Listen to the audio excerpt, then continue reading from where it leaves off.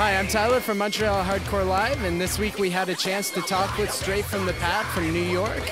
They're currently on their North American tour with Stick to Your Guns, and they just released their 7th studio album, Anonymous. Check out our YouTube page for the full live show here in Montreal tonight, and enjoy. You are not above the law! You are not above the law!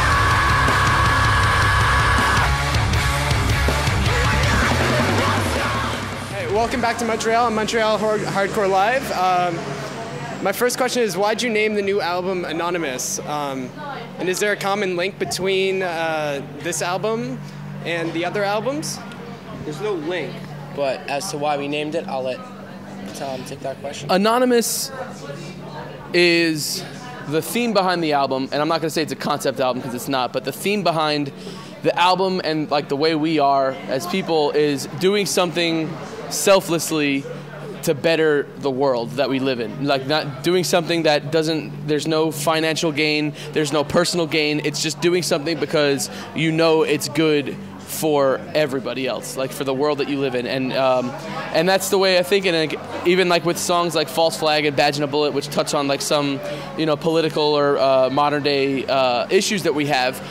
Our goal with that is to really raise awareness with it, and then so that's like kind of where Anonymous is. Like we kind of put our band's reputation out there to say some stuff that we thought was necessary for people to hear and stuff that we really believed was a problem in the world today. So that is the brunt about it. But there's really no connection with like Rising Sun. Like every time we make records, it's like we make Your Own History, and then we move over and we do Rising Sun, and then we move over and we do Anonymous. Like we never try to beat another record. We just try to make another record in whatever we're feeling at that time. Yeah. And who'd you work with in the studio for this new album?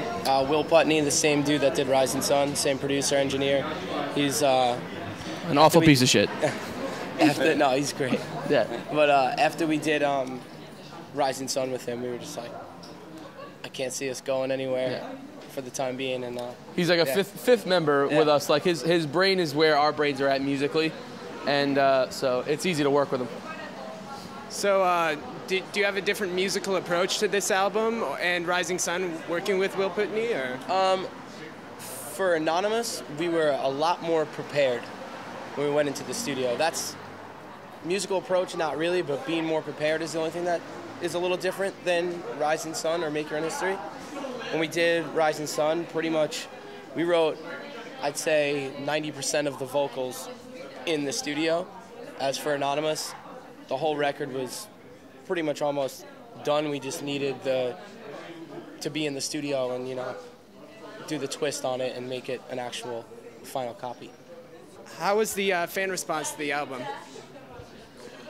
Well, I mean, it's tough to say so far. I mean, we found out some cool news that we actually sold a good amount of records, you know what I mean, which was shocking news to us, like really, really shocking news to us, like far blew away even our highest expectations. Like we even were sitting down at dinner right before the record came out, and we were like, so how do you think it'll do? Having like a little band discussion, and we were all, I had the highest expectation out of the whole band, and even mine, everyone like kind of laughed at, like, yeah, fucking right. And I was like, okay, yeah, I'm probably setting myself up for a little bit of disappointment. But I mean, it's been going tremendously well, and we've been playing a bunch of new songs on this tour, and we will be on our headlining tour coming up, and the reaction has been really cool.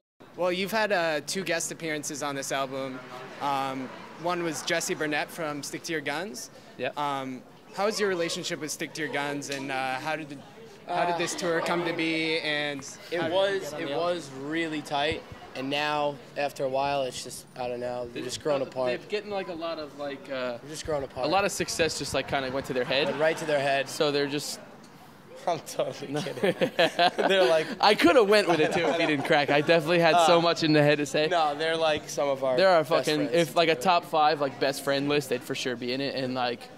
We just get along with them. So like all we do is just have conversations, gamble, and like tell jokes, and that's like who the fuck doesn't like that shit, So it's like I love Stigman as a band, as people, and like just them taking us on tour again. It's fucking really cool.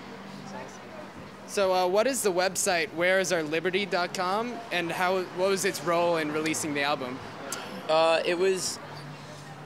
really had this idea for marketing the record, and just putting something almost like we wanted to make it almost viral on the internet, where there was no connection to the band at first. You would just see this website and this link, and you'd click on it and you'd see a countdown. And obviously kids were, like, oh, this has to be a band, but what band is it? Because all of our friends' bands like Stig, Architects, Every Time I Die, Story So Far, Ghost Inside, all of our friends were posting about it. So, kids can make that connection quickly, but no one really knew who it was. So we just wanted that to kind of keep people guessing what it could be. And then once the countdown stopped and it hit and the video came out, it was kind of just a way to, anticipate the record coming out. So last time we talked with you guys, you were undecided on what record company you were going to go with. What made you re-sign with Sumerian again? Well, Sumerian, they always had our back from the beginning, and I never, something that we all agree on, and this is stuff we talk about in the record, But when it comes to major decisions like that, I never want to make a decision based on money, and at the end, like we're at the point where we weren't sure if we were going to. It came down to it, and then it was just thinking like, all right, once the money's gone, what do we want though, And like they ended up meeting us sort of halfway with it, and like they took care of us, and they really get behind the record. Like they put out Make Our Own History, and it sold a couple hundred copies, and then they lost their ass on it. Then they put out Rising Sun, and it did pretty well, and then they put out this one, it did really well. So it's like, part of me was like, they stuck with us so much, like we should definitely be with us at this time where it's like really special for the band, and that they just legitimately are fans of the band, and that's what's cool, because it's not like, oh, we see like us cashing in on this band. It was just like, we think your band's fucking awesome, and we're going to continue to put your records out because we know that one day people will love it, and it worked, because 4 years ago we were all fucking broke, like struggling to get by, but touring because we all thought it was gonna work, and our label did, our booking agent did, and it did work, and I'm glad that they stuck by us, and I'm glad that we stayed loyal to them too, and now it's a good time for everybody, Yeah. So you're touring in Europe, and you're joining up with Obey the Brave from Montreal. Yep. Tom, is Greg still a piece of shit? Yes, of course. And how's that going to affect the European tour? He's a fucking asshole. How's that going to affect your European tour? Yeah, I mean, it's funny because we all travel in a bus together, like 4 bands, and if he's on that bus, like there's going to be fucking problems because he's a piece of shit. He is a straight, true piece of shit. No, we love those guys. And we actually stayed with Greg two nights ago.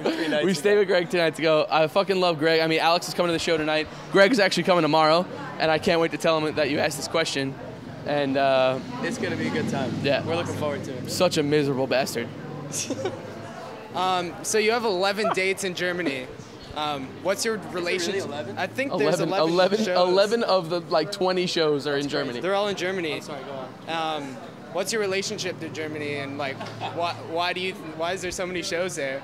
Germany is like the heavy music capital of the world. There's just no debating it. We're going to play 11 shows in Germany, and it's going to be like playing 11 of the weirdest, craziest shows ever. German kids, man, are so loyal to the music. They are so loyal to heavy music in general. They don't even have to know your band, but they're gonna have a damn good time. Most of the time, get really, really drunk. Maybe, never mind. Not gonna say that. There's gonna be a lot of long sleeves, flannels tied around their waist, with a lot of boots. German kids are crazy. They're great, which is sick. They just pride themselves on everything that they do as a country, which I think is awesome. Like, no matter what, you walk into the backstage area and all the catering is just set out. Oh my God. Just wait for us to get there and ruin it, because they're like, oh, an orange, cool, well, I'm going to bite it and throw it against the wall. No, I'm kidding, but it's just, they just take pride on everything that they do. Yeah. Like you said, they're so loyal. It's just one of the best places to be in Europe, and it's so big, too, so that's a big factor, too. There's so many... it's so populated in certain cities, so you kind of have to play that many shows. So it'll be good. And How's shooting the new video, Badgered The Bullet, Badgered The Bullet, with Ambitious Films? Was that also shot in Germany? I know that. It was. It was insane and awesome. It was shot in Germany. That, talk about weird German kids. That dude, Carlo, who directed it, is fucking weird and the sickest dude ever. He comes up to us at a show, and he comes and he buys a CD. So I just think he's just like a regular supporter of the show. He comes, he's like, oh, okay, I'll buy a CD. I was like, okay, cool. He's like, hey, do you guys ever want to do a music video? I was like, yeah, sure, we're going to do one eventually. He's like, you want to do one in 5 days? I was like, with who? He's like, with me. I'm like, what?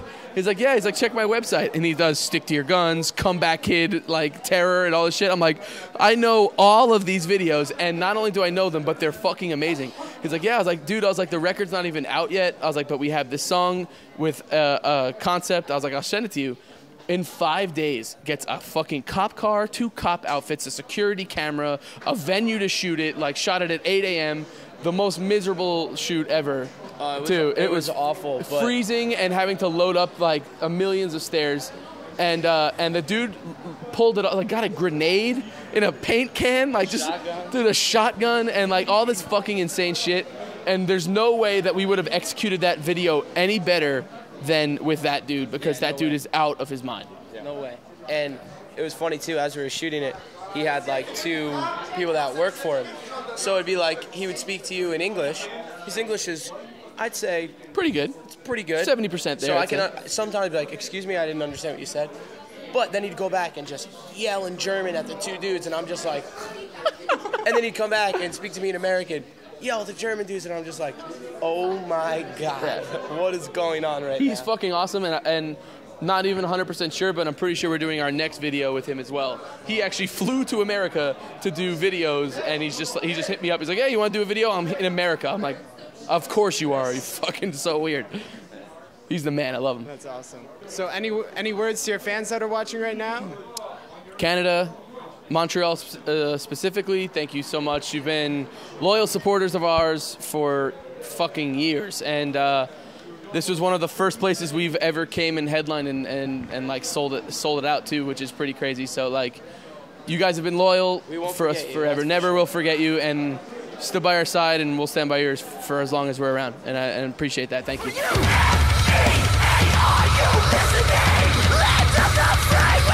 Suce un sac de fromage. Suck a bag of cheese. Is that good?